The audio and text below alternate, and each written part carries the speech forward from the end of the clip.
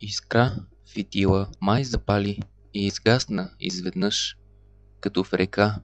Обляни двама се докосвахме като листа от топъл дъжд. В полето на неволята повиках аз съдбата да си поиграе тя с хората за честта и за вината, но когато спрях с ръка досегашните си мисли, открих, че отново страдам от пристъпи нечисти. В този ден погрешен ход назад ще дам, излишно е да бързам, пак ще бъда там. Преди себе си ще бъда, преди другите дори. В това съревнование ще тръгна при зори. А когато закъснея, как ще се явя пред вас? Пред лика на Дулсинея, пред женската й власт. Когато си отиваш, мила, вятъра утихва и заспива. Когато стъпките от мен отлитат, вълните с пясъка се сливат. И следите изчезват, и споменът умира, когато си отидеш от мене, мила. Когато съм с тебе, мила, от любов в сърцето ми прелива. Пътищата са безкрайно сиви, лабиринти от огньове живи. Вятърът, плачът си скрива, руши стени и споменът убива, когато си отидеш от мене.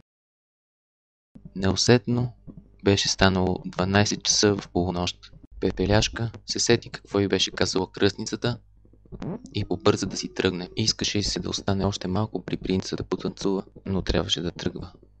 Часът наближаваше. Ако се забави и минутка повече, всичко ще свърши и хората ще разберат коя е тя. Изведнъж едната й пантовка се изхлузи от крака. Искаше й се да се върне да я вземе, но нямаше време. Принцът изтича до каляската, като искаше да я спре, да не си тръгва. Кучияшът дръпна юздите и каляската тръгна. Принцът вдигна кристалната пантовка и се огледа в нея. Принцът се качи на своят кон и тръгна след каляската. Ще чакам, а часовникът да се върти. Твоят образ нежен днес ме вдъхнови. Ще ме умаеш до полуда с грация на арфа. Ще посвиря аз на твоите струни. Животът с теб по-добре се май прикарва. О, миг на моето рождение, начало от една самотна гара, сякаш чувствам онзи кръговрат, който в облаците ме издига като пара. Сякаш бях покорно млад да се родя и за час по-малко да загина, когато спомена за теб ме върна пред твоята камина. Пак онази зимна вечер, пак студеният пейзаж, когато аз дойдох в стаята, покорно твой, като нощен страж. Като в класически роман се развиваха с теб нещата. От началото летях в небето, а сега съм на земята. Отначало беше нежна, понякога игрива, сега си тъй далечна, студена и красива. Никога през живота си не съм искала нещо толкова силно. И бих дала всичко, за да зърна лицето му, за миг поне. Развълнувана, Пепеляшка си представила красивия принц. Тя силно желаяла отново да го види.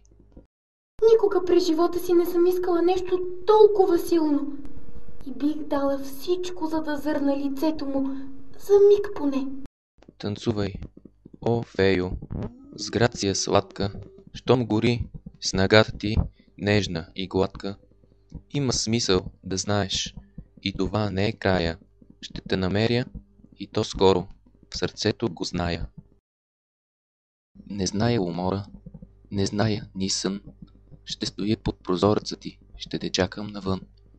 Там, където зимува вятъра, в скривалища скришни, ще те чакам да дойдеш, като на срещи предишни. Познавам те аз, и къде е твоята стая, да извървя пътя до край, дори го не зная. Ще вървя с надежда, ще ликувам с любов, та с любов безутешна, под този божествен покров. А танцът с теб, с какво да сравня, скупнеш да се слея и да замълча. Защото с думи се казват все мисли погрешни, а моите чувства са все безутешни. Не си отивай, не бягай, не ме погубвай с това. Когато те няма, пожелавам смъртта, защото смисъл аз нямам и забравям света. Само Бог е живота и Той любовта.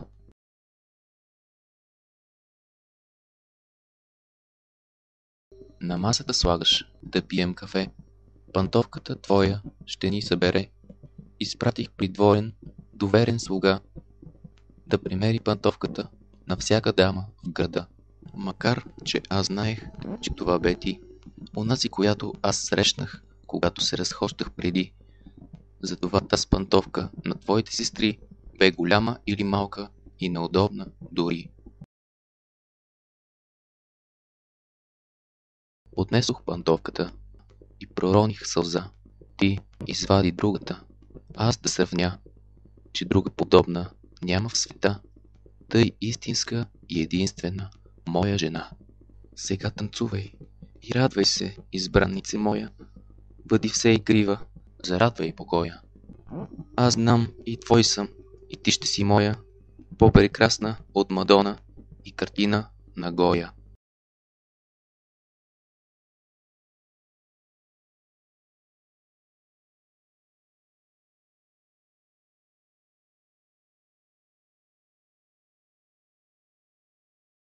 Искам да ти дам любовта си.